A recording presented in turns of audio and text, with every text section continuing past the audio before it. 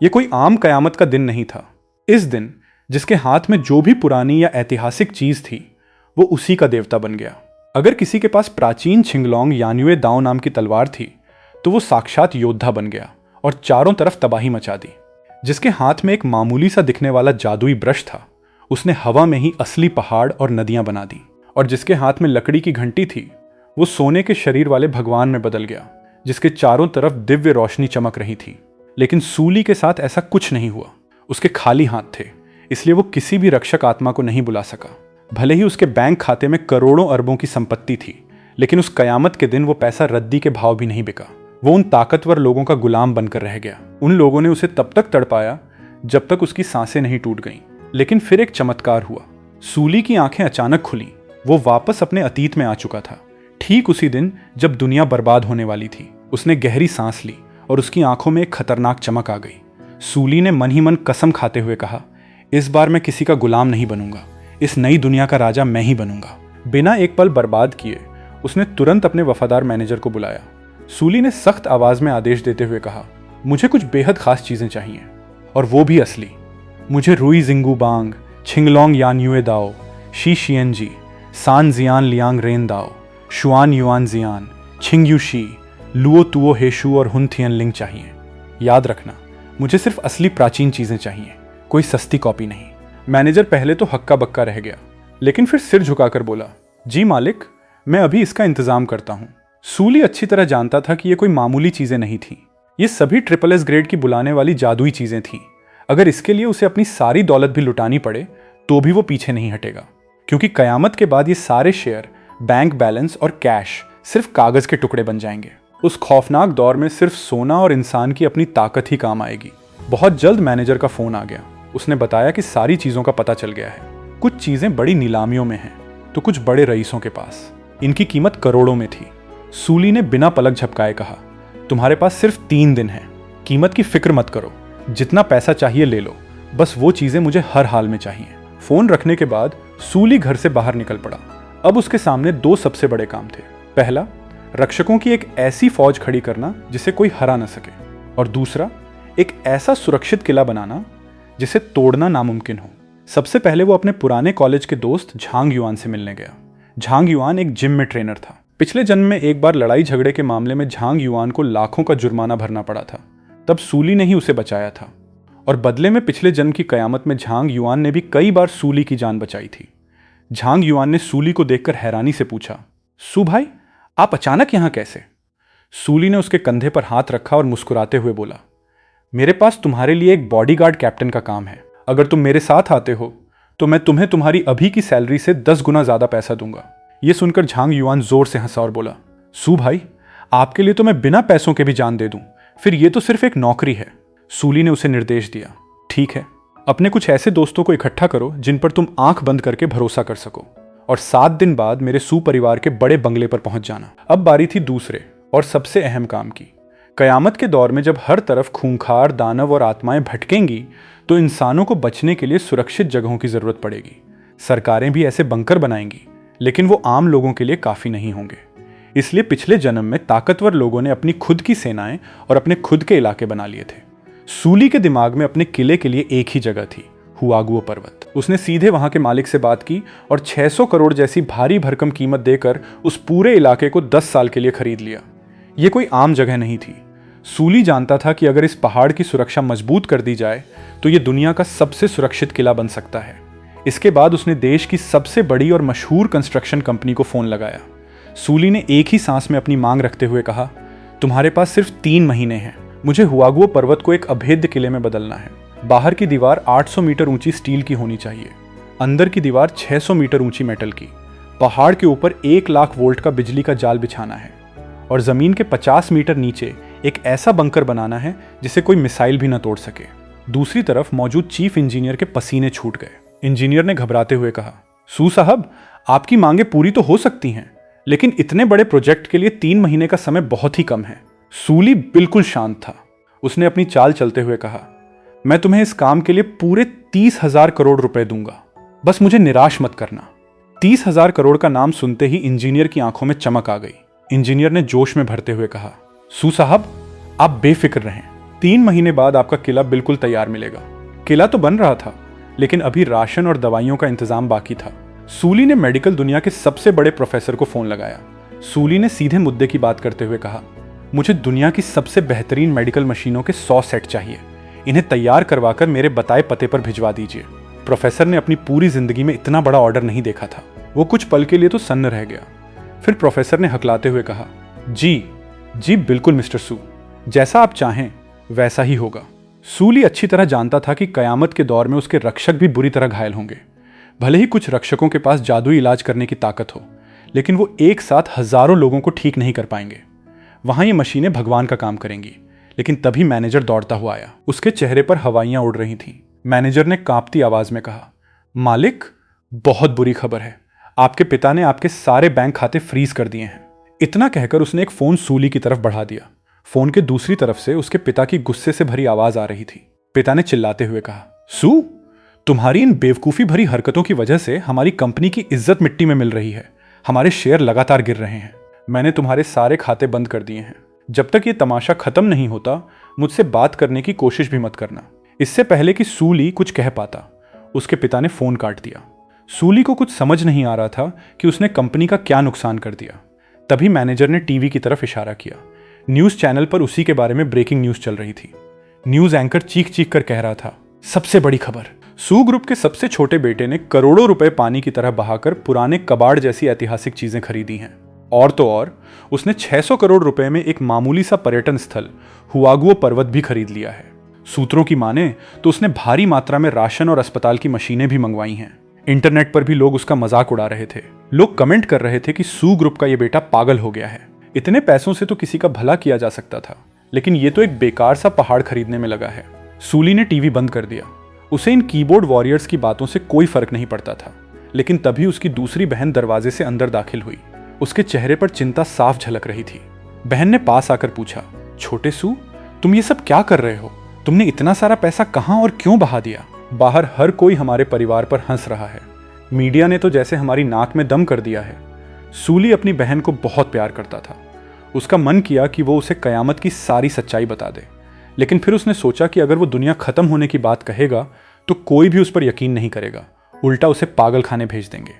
सूली ने एक लंबी सांस ली और बहन की आंखों में देखते हुए बोला, दीदी, बस 3 महीने का इंतजार करो।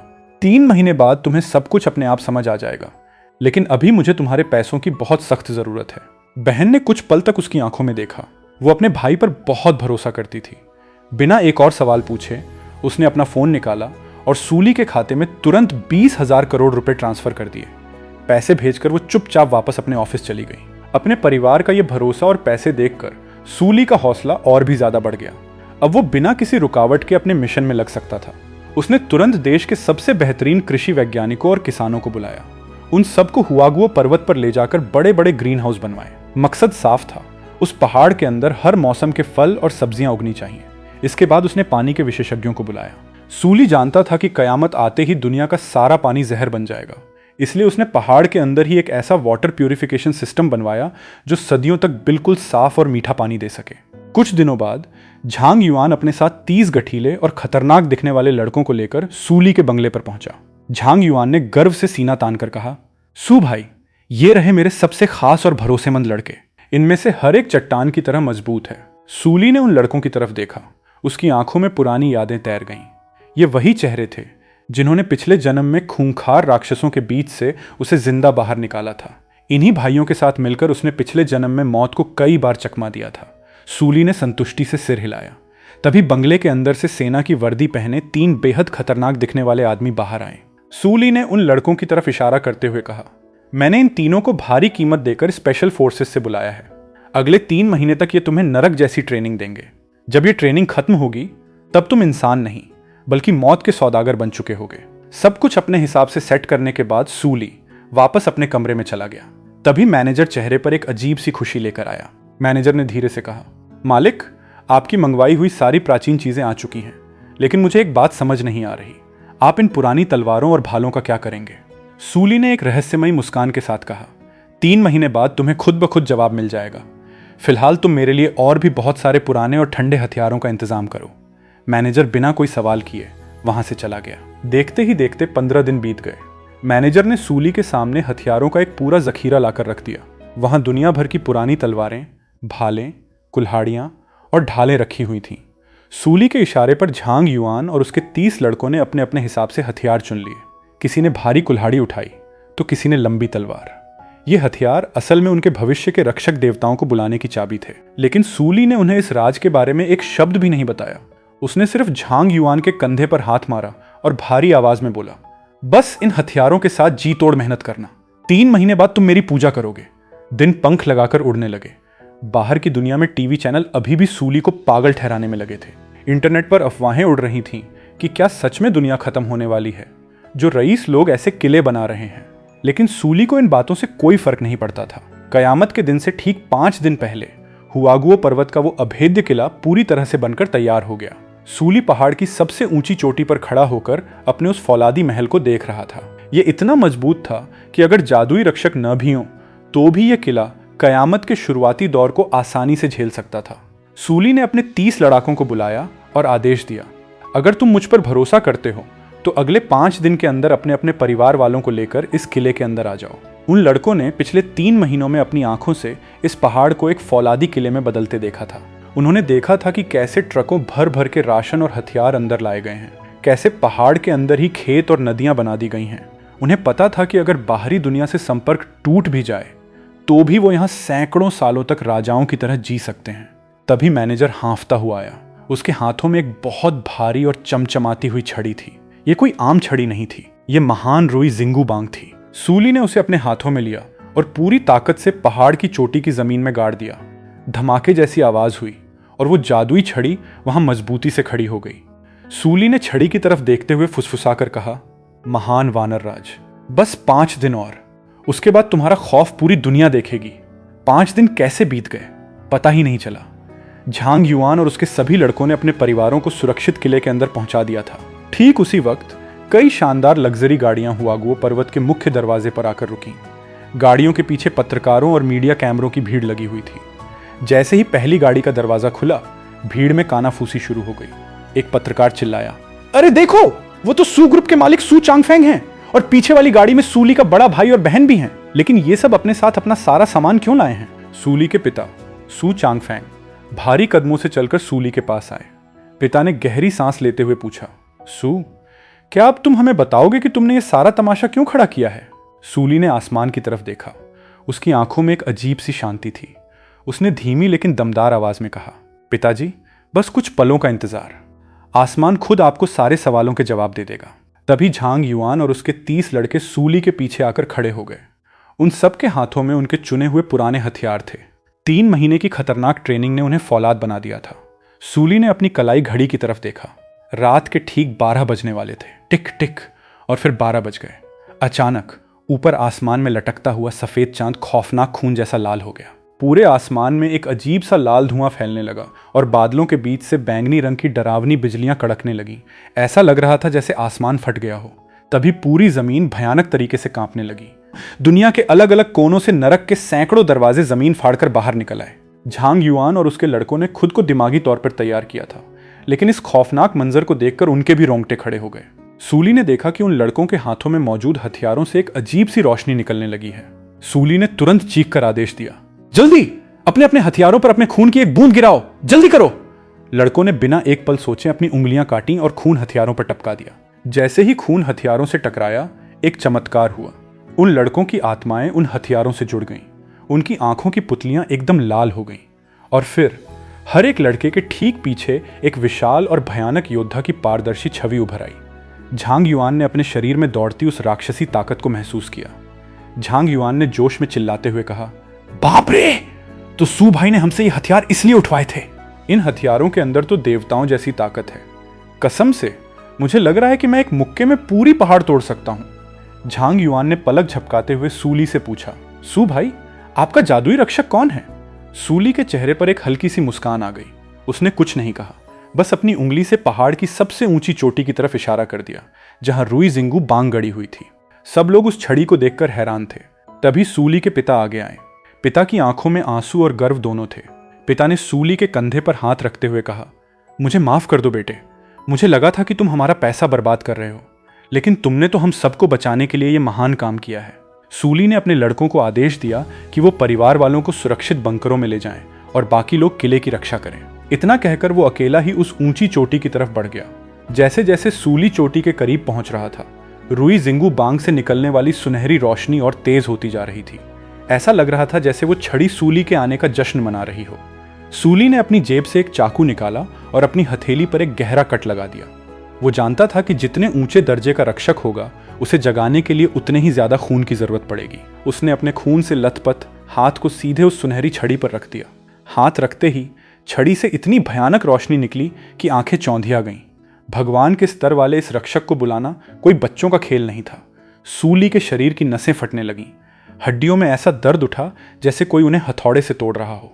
ठंडे पसीने से उसका पूरा शरीर भीग गया, लेकिन उसने छड़ी को नहीं छोड़ा। सूली ने दांत पीसते हुए मन ही मन कहा, अगर मैं इतना सा दर्द नहीं सह सकता तो इस नई दुनिया पर राज करने का मेरा सपना सिर्फ एक मजाक बनकर रह जाएगा। उसी वक्त किले की दीवारों के बाहर का नजारा रूह कंपा देने वाला था। नरक के दरवाजों से निकलकर हजारों खूंखार राक्षस और मरे हुए जानवरों की आत्माएं हुआगुओ पर्वत की तरफ दौड़ रही थीं। ये देखकर झांग युआन ने अपनी लंबी तलवार म्यान से बाहर खींच ली। झांग युआन ने दहाड़ते हुए कहा, भाइयों, दिखा दो इन राक्षसों को कि हम कौन हैं। उसके ऐसा कहते ही उसके पीछे खड़ा वो विशाल नारंगी योद्धा भी हरकत में आ गया। झांग युआन जैसे ही अपनी तलवार घुमाता, वो विशाल योद्धा भी बिल्कुल वैसा ही वार करता। ये राक्षस दिखने में बहुत भयानक लग रहे थे, लेकिन इन फौलादी लड़कों के सामने वो गाजर मूली की तरह कट रहे थे। 3 महीने की नरक वाली ट्रेनिंग और जादुई रक्षकों की ताकत ने उन्हें अजेय बना दिया था। झांग युआन ने हंसते हुए एक राक्षस के 2 टुकड़े किए और चिल्लाया, अरे यार, मुझे तो लगा था ये राक्षस बहुत खतरनाक होंगे, लेकिन ये तो एकदम फुस निकले। लड़कों, जरा मेरी तरफ देखो, मैं एक मुक्के में 10 को उड़ाकर दिखाता हूं। लड़के भी हंसते मजाक करते हुए राक्षसों को काट रहे थे, जैसे कोई वीडियो गेम खेल रहे हों। बाहर जो मीडिया वाले खड़े थे, वो ये सारा नज़ारा अपने कैमरों में रिकॉर्ड करके लाइव टेलीकास्ट कर रहे थे। जिन शहरों में राक्षस घुस चुके थे, वहां लोग जान बचाकर भाग रहे थे, लेकिन जो इलाके अभी सुरक्षित थे, वहां के लोग इंटरनेट पर यह लाइव जंग देखकर पागल हो रहे थे। एक आदमी ने इंटरनेट पर लिखा, भाई साहब, दुनिया सच में खत्म हो रही है। मैंने अभी अभी अपनी आंखों से एक छोटे से खरगोश को 2 मीटर ऊंचे खूंखार भेड़िए में बदलते देखा है। वो राक्षस मेरे शहर की तरफ आ रहे हैं। अब क्या होगा? चारों तरफ हाहाकार मचा हुआ था। किसी को नहीं पता था कि क्या करना है, लेकिन कुछ स्मार्ट लोगों का ध्यान उस लाइव स्ट्रीम पे गया। एक ने कमेंट किया, जल्दी से हुआगुओ पर्वत का लाइव स्ट्रीम देखो। सू परिवार के छोटे बेटे ने 3 महीने पहले ही ये सब सोच लिया था। वो कोई पागल नहीं, जीनियस है। लाखों लोग एक साथ वो चैनल देखने लगे, और जो उन्होंने देखा उससे उनके होश उड़ गए। 30 भारी भरकम इंसान, जिनके पीछे हवा में तैरते हुए विशाल प्राचीन योद्धाओं के साए थे, राक्षसों की पूरी फौज को ऐसे काट रहे थे जैसे घास काट रहे हों। इंटरनेट पर कमेंट्स की बाढ़ आ गई। क्या ये भगवान है जो आसमान से हमें बचाने आए हैं? पागल हो क्या? ये सब सू परिवार के तीसरे बेटे के बॉडीगार्ड हैं, और इनके पीछे जो साए हैं वो पुरानी कहानियों के देवता लग रहे हैं। उधर युद्ध के मैदान में झांग युआन और उसके लड़के लड़ते लड़ते और भी ज्यादा खूंखार होते जा रहे थे। उन्हें ऐसा लग रहा था जैसे उनके शरीर में कोई जादुई ऊर्जा भर गई हो। झांग युआन को एक बात बड़ी अजीब लगी। 10-15 मिनट तक लगातार तलवार चलाने के बाद भी उन्हें बिल्कुल थकान नहीं हो रही थी, बल्कि हर शिकार के बाद उनकी ताकत और बढ़ती जा रही थी। तभी एक गंजे लड़के की चीख सुनाई दी। गंजे लड़के ने उंगली से इशारा करते हुए चिल्लाया, झांग भाई, उधर देखो, राक्षसों की एक और बहुत बड़ी फौज आ रही है। झांग युआन ने सामने देखा तो उसकी सांसें अटक गईं। दूर से राक्षसों और खूंखार जानवरों की एक ऐसी भयानक लहर आ रही थी जिसका कोई अंत ही नहीं दिख रहा था। वो इतने ज्यादा थे कि उनके दौड़ने से पूरी जमीन भूकंप की तरह कांप रही थी। एक लड़के ने घबराते हुए कहा, गड़बड़ हो गई, लगता है हमारे शिकार किए गए राक्षसों के खून की महक ने इन सबको यहां खींच लिया है। कुछ पल पहले तक जो लड़के हंस हंस कर राक्षसों को काट रहे थे, अब इतनी बड़ी फौज देखकर उनके पसीने छूटने लगे। इंटरनेट पर भी यह नजारा देखकर लोगों की सिट्टी पिट्टी गुम हो गई। खत्म, अब ये सब मारे जाएंगे। ये राक्षस तो चींटियों से भी ज्यादा हैं। सूली का बनाया हुआ अभेद्य किला तो सुरक्षित था, लेकिन दीवार के बाहर खड़े उन 30 लड़कों की जान खतरे में थी। तभी उन राक्षसों के पीछे से कुछ ऐसी परछाइयां उभरी जो 3-4 मंजिला इमारत जितनी ऊंची थी। गौर से देखने पर पता चला कि वो मरे हुए विशालकाय हाथियों के कंकाल थे। वो इतने बड़े थे कि अगर एक पैर भी जमीन पे मारते तो गड्ढा बन जाता। एक टैंक को तो वो खिलौने की तरह कुचल सकते थे। एक लड़के ने थूक गटकते हुए पूछा, कैप्टन, अब क्या करें? ये तो मौत का कुआं लग रहा है। झांग युआन की आंखों में एक जिद्दी चमक आ गई। उसने अपनी भारी तलवार को और कसकर पकड़ लिया। झांग युआन ने दहाड़ते हुए कहा, करना क्या है? सू भाई ने हमें ये जगह बचाने को कहा है, तो हम अपनी जान देकर भी इसे बचाएंगे। मेरी लाश से गुजरने के बाद ही ये राक्षस इस किले को छू पाएंगे। सारे लड़कों के चेहरों का डर गायब हो गया और उसकी जगह एक खूंखार गुस्से ने ले ली। वो मरने मारने पर उतारू हो गए। वो राक्षसी फौज एकदम करीब आ चुकी थी। सबसे आगे खूंखार मरे हुए शेर और बाघ थे। झांग युआन और उसके लड़के उन शेरों को तो किसी तरह रोक रहे थे, लेकिन तभी वो विशालकाय हाथी उनके सिर के ऊपर आ पहुंचे। हाथियों ने अपने विशाल पैर उन लड़कों को कुचलने के लिए हवा में उठाए। हाथियों की खौफनाक परछाई से सब कुछ अंधेरा हो गया। मौत बिल्कुल उनके सामने खड़ी थी। तभी पहाड़ की चोटी से एक ऐसी आवाज गूंजी जिसने पूरे आसमान को हिलाकर रख दिया। मैं वानर राज सुन वुकोंग आ चुका हूं। अगले ही पल आसमान से एक सुनहरी लाठी बिजली की रफ्तार से नीचे गिरी। धड़ाम! उस एक लाठी के वार से सामने खड़े सारे विशाल हाथी और हजारों राक्षस हवा में तिनकों की तरह उड़ गए। जो खौफनाक राक्षसी फौज अभी मौत का कहर लग रही थी, वो बस कुछ ही सेकंड में मिट्टी में मिल चुकी थी। आसमान से धीरे धीरे उतरते हुए सूली जमीन पर आकर खड़ा हो गया। झांग युआन और उसके लड़के फटी आंखों से सूली को देख रहे थे। सूली के ठीक पीछे एक बेहद विशाल और प्रतापी छाया खड़ी थी। वो कोई और नहीं बल्कि साक्षात छी थियंदा शेंग महान वानर राज की छाया थी। झांग युआन ने खुशी से चीखते हुए कहा, सू भाई, आप तो साक्षात भगवान हैं। एक ही वार में सबका सफाया कर दिया। सच में जो इंसान वानर राज को बुला सकता है, उससे बड़ा ताकतवर कौन होगा? सारे लड़के सूली और उसके पीछे खड़े वानर राज को ऐसे देख रहे थे जैसे वो उनके लिए कोई मसीहा हो। उधर लाइव स्ट्रीम देख रहे लोगों के भी दिमाग सुन्न पड़ गए थे। इंटरनेट पर कमेंट आया, भाई मेरी तो आंखें फटी की फटी रह गई। ये तो मेरे बचपन का हीरो है। क्या किस्मत है जो मरने से पहले असली वानर राज के दर्शन हो गए। कुछ पल के लिए तो लोग यही भूल गए कि दुनिया में कयामत आई हुई है। सूली ने देखा कि आसपास के सारे राक्षस खत्म हो चुके हैं। सूली ने कड़क आवाज में आदेश दिया, तुरंत किले के अंदर चलो और दरवाजे बंद कर दो। इतना कहकर सूली ने हवा में कदम रखा और एक जादुई सुनहरे बादल पर सवार होकर किले के अंदर उड़ गया।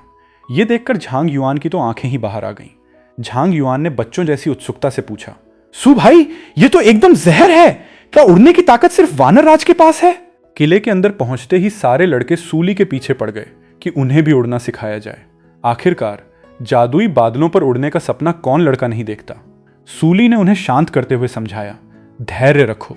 जब तुम लेवल 3 पर पहुंचोगे तो तुम भी थोड़ी देर के लिए हवा में तैर सकोगे और लेवल 4 पर पहुंचने के बाद तुम आराम से आसमान में उड़ पाओगे। लड़कों ने हैरानी से पूछा, लेवल? ये लेवल कैसे बढ़ते हैं? सूली ने गहरी सांस ली और इस नई दुनिया के नियम समझाते हुए बोला, तुम्हें लेवल बढ़ाने के लिए इन राक्षसों को मारना होगा।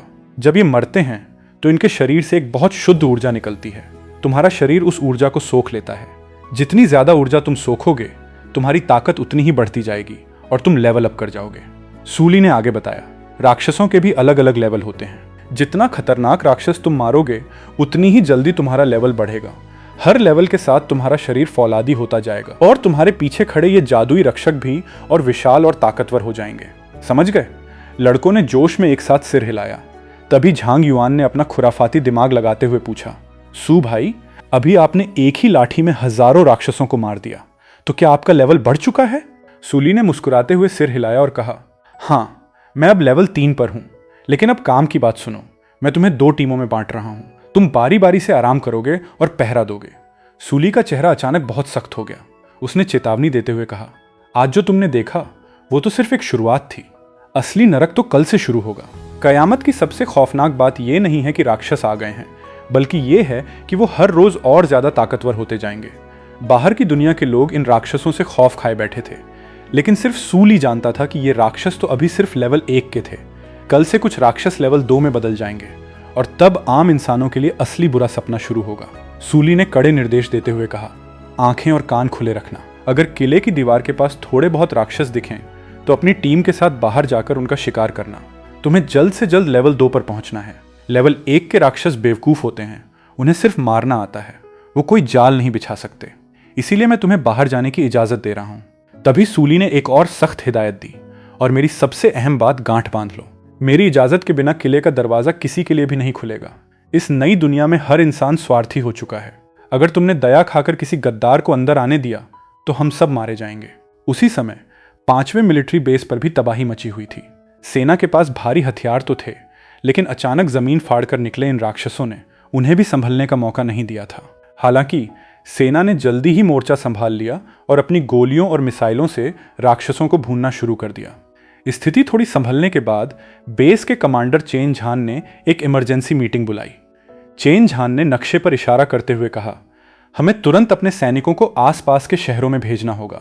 वहां के लोगों को बचाकर सुरक्षित बंकरों में लाना हमारी सबसे पहली जिम्मेदारी है। तभी एक तेज तर्रार महिला खुफिया अधिकारी अपने लैपटॉप के साथ कमांडर चेन झान के सामने आई। लैपटॉप की स्क्रीन पर नरक के उन विशाल दरवाजों की तस्वीरें थीं।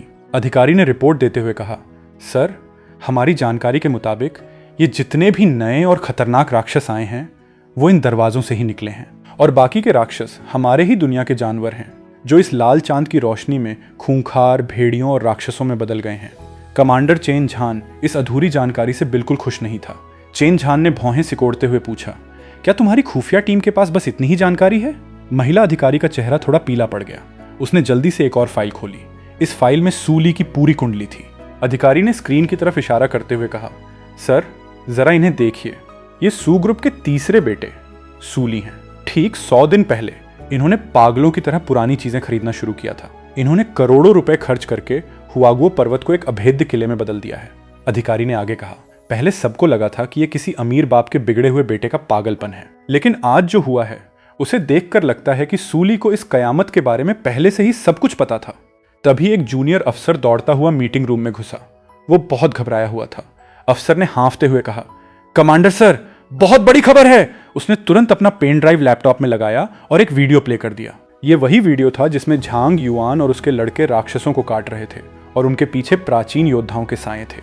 वीडियो के आखिर में वो खौफनाक मंजर था जब आसमान से वानर राज की विशाल लाठी गिरी थी। जूनियर अफसर ने कांपती आवाज में कहा, सर, ये वीडियो अभी अभी इंटरनेट पर वायरल हुआ है। ऐसा लग रहा है जैसे अब इंसान पुराने देवताओं की ताकत का इस्तेमाल कर सकते हैं। चेन झान का चेहरा ये सब देखकर पत्थर जैसा सख्त हो गया। मामला उसकी सोच से कहीं ज्यादा उलझा हुआ और खतरनाक था।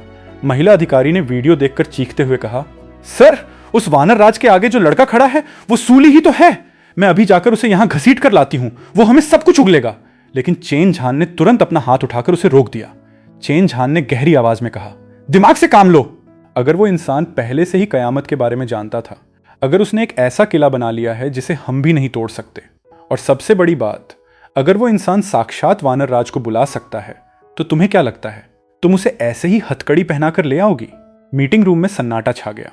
चेन झान ने अपनी बात पूरी करते हुए कहा, सच तो यह है कि आज की तारीख में हमारी हैसियत उसके सामने खड़े होने की भी नहीं है। चेन झान ने उस महिला अधिकारी की आंखों में देखते हुए आदेश दिया, तुम्हें कैसे भी करके हुआगुओ पर्वत के किले के अंदर जाना होगा। सूली का भरोसा जीतो, उससे दोस्ती करो, फिर धीरे धीरे उसके राज उगलवाओ। उसकी हर एक हरकत पर पैनी नजर रखना। चेन झान ने आगे कहा, अगर तुम्हें सेना की कोई भी जरूरत पड़े तो तुरंत मुझे खबर करना।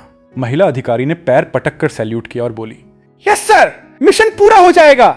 इतना कहकर वो तुरंत वहां से निकली, अपना जरूरी सामान पैक किया और अकेली ही हुआगुओ पर्वत की तरफ निकल पड़ी।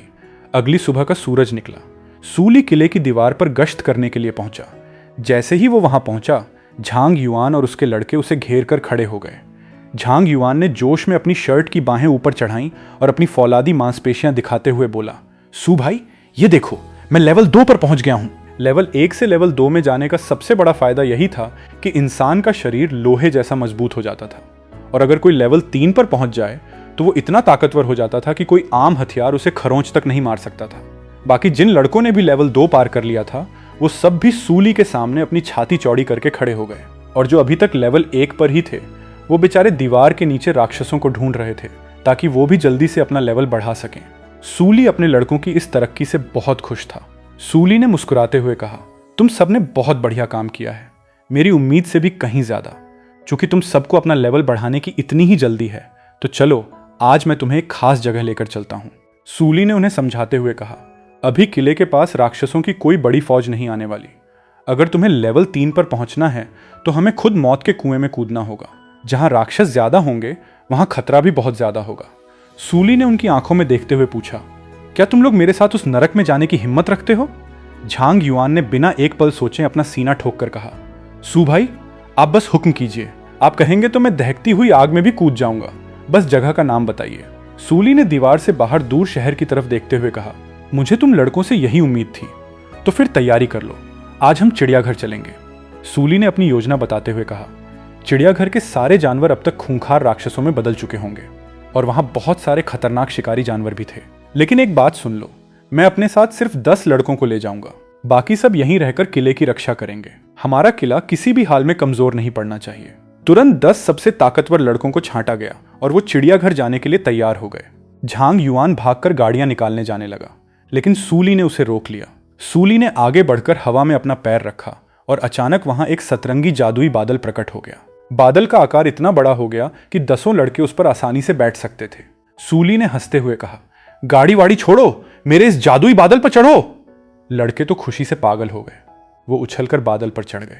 एक लड़के ने चिल्लाते हुए कहा, सू भाई, आप तो बवाल चीज हो, ये बादल तो हवाई जहाज से भी तेज भागता है। कुछ ही पलों में वो बादल उड़ते हुए चिड़ियाघर के ठीक ऊपर पहुंच गया। ऊपर से देखते ही लड़कों की आंखें फटी रह गईं। पूरा चिड़ियाघर खूंखार राक्षसों और मरे हुए जानवरों की आत्माओं से खचाखच भरा हुआ था। सूली ने बादल को नीचे उतारा और दहाड़ते हुए आदेश दिया, टूट पड़ो इन पर। आदेश मिलते ही 10 लड़के अपने अपने हथियार लेकर राक्षसों की उस भीड़ में घुस गए। चिड़ियाघर के राक्षसों ने जब इंसानों को अपने इलाके में आते देखा तो वो भी पागल कुत्तों की तरह उनकी तरफ दौड़ पड़े। बंदर, हिरण और घोड़े, जो कभी आम जानवर हुआ करते थे, अब वैन के आकार के खूंखार राक्षस बन चुके थे। उनके दौड़ने से चिड़ियाघर की जमीन ऐसे कांप रही थी जैसे भूकंप आ गया हो। उन 10 लड़कों के पीछे उनके प्राचीन जादुई योद्धाओं की चमकती हुई परछाइयां उभर आईं। चेहरे पे खूंखार मुस्कान लिए वो लड़के मौत बनकर उन राक्षसों पर टूट पड़े। सूली ने तो अपने महान वानर राज को बुलाया तक नहीं। लेवल 1 के इन तुच्छ राक्षसों को मारने के लिए उसका लेवल 3 का शरीर ही काफी था। उसके हाथ में रुई जिंगू बांग थी। वो लाठी को हवा में घुमाता और सामने आने वाला हर राक्षस तरबूज की तरह फट जाता। चारों तरफ खून ही खून उड़ रहा था। झांग युआन ने अपनी भारी तलवार उठाई और एक खूंखार राक्षस की गर्दन काटने के लिए पूरी ताकत से वार किया। लेकिन इससे पहले कि उसकी तलवार राक्षस तक पहुंचती, सूली की सुनहरी लाठी हवा को चीरती हुई आई और उस राक्षस के चिथड़े उड़ा दिए। झांग युआन की तलवार हवा में ही रह गई। झांग युआन ने रोनी सूरत बनाते हुए कहा, अरे सू भाई, मेरा शिकार, मुंह में आया हुआ निवाला छीन लिया आपने, ये तो चीटिंग है। बाकी लड़के भी चिल्लाने लगे, सू भाई थोड़ी स्पीड कम करो, अगर आप ही सबको मार दोगे तो हम अपना लेवल कैसे बढ़ाएंगे। सूली ने हंसते हुए लापरवाही से अपनी लाठी घुमाई और सामने खड़े 3 और राक्षसों का कीमा बना दिया। सूली ने मजाकिया लहजे में कहा, अगर तुम लोग ऐसे ही कछुए की चाल चलोगे तो मैं सच में सबको मार दूंगा। लड़कों को समझ आ गया था कि सूली के पास खड़े रहने में जान का खतरा तो नहीं है, लेकिन उन्हें शिकार भी नहीं मिलेगा। उन्हें खुद से शिकार करना था। इसलिए वो सब अलग अलग दिशाओं में फैल गए और राक्षसों पर कहर बनकर टूट पड़े। सूली के चेहरे पर एक संतुष्ट मुस्कान आ गई। यही तो वो चाहता था। वो जानता था कि ये लड़के ताकतवर तो हो गए हैं, लेकिन अभी भी हर बात के लिए उस पर निर्भर हैं। जब तक वो अकेले मौत का सामना नहीं करेंगे तब तक वो असली योद्धा नहीं बन पाएंगे। लगभग 1 घंटे तक वो 10 लड़के मौत का तांडव करते रहे। उन्होंने चिड़ियाघर को राक्षसों का कब्रिस्तान बना दिया। लेकिन तभी राक्षसों को बुरी तरह काटते हुए झांग युआन को कुछ अजीब सा महसूस हुआ। झांग युआन राक्षसों की भीड़ को चीरता हुआ सूली के पास आया और हांफते हुए बोला, सू भाई, यहां कुछ बहुत बड़ी गड़बड़ है। सूली ने अपनी लाठी कंधे पर रखी और पूछा, क्या गड़बड़ लगी तुम्हें? झांग युआन ने गंभीर होते हुए बताया, ये राक्षस भले ही देखने में पागल लग रहे हैं, लेकिन इनके हमले करने का एक खास तरीका है। ये झुंड बनाकर एक एक लहर में हम पर हमला कर रहे हैं। बिना किसी दिमाग के ये इतने तरीके से हमला नहीं कर सकते। सूली मुस्कुराया और बोला, शाबाश, मेरी नजरों ने धोखा नहीं खाया, तुम सच में बहुत तेज हो, तुमने बिल्कुल सही पकड़ा। सूली ने आगे कहा, इनके हमले इसलिए इतने तरीके से हो रहे हैं क्योंकि इनके पीछे कोई है जो इन्हें कंट्रोल कर रहा है। इनका एक बॉस है। झांग युआन हक्का बक्का रह गया, क्या इन जानवरों का भी कोई बॉस होता है? सूली ने झांग युआन का कंधा पकड़ा और बोला, मेरे साथ आओ। सूली ने एक जोरदार छलांग लगाई और वो दोनों चिड़ियाघर के दूसरे हिस्से में पहुंच गए। वहां का नजारा देखकर झांग युआन के पसीने छूट गए। वहां मरे हुए विशालकाय गोरिल्लाओं का एक पूरा झुंड घूम रहा था। वो गोरिल्ला इतने बड़े थे कि कोई छोटी पहाड़ी लग रहे थे। उनके सामने इंसान किसी कीड़े से ज्यादा नहीं थे। यही थे इस चिड़ियाघर के असली बॉस। जब ये विशाल गोरिल्ला चलते थे तो उनके भारी कदमों से पूरी जमीन हिल जाती थी। सूली ने बताया, इनके पास इतनी भयानक ताकत है कि ये एक ही रात में लेवल 2 पर पहुंच गए हैं और लेवल 2 पर पहुंचने के बाद इनके दिमाग में इंसानों जैसी चालाकी आ गई है। झांग युआन ने गुस्से से दांत पीसते हुए कहा, लानत है इन जानवरों पर, सिर्फ लेवल 2 में पहुंचकर इतना दिमाग चला रहे हैं। सू भाई, अब क्या हुक्म है? सूली ने झांग युआन की आंखों में देखा और एक शब्द कहा, खत्म कर दो इन्हें। झांग युआन की रगों में जोश दौड़ गया। उसने अपनी भारी तलवार उठाई। झांग युआन ने सीना तान कर कहा, ठीक है बॉस, अब आप मेरा जलवा देखिए। सूली ने हौसला बढ़ाते हुए सिर हिलाया। झांग युआन जोश में अंधा होकर सीधे उन विशाल गोरिल्लाओं की तरफ कूद पड़ा। झांग युआन ने अपनी तलवार हवा में लहराते हुए चिल्लाया, ओए बंदरो, मौत आ गई है तुम्हारी।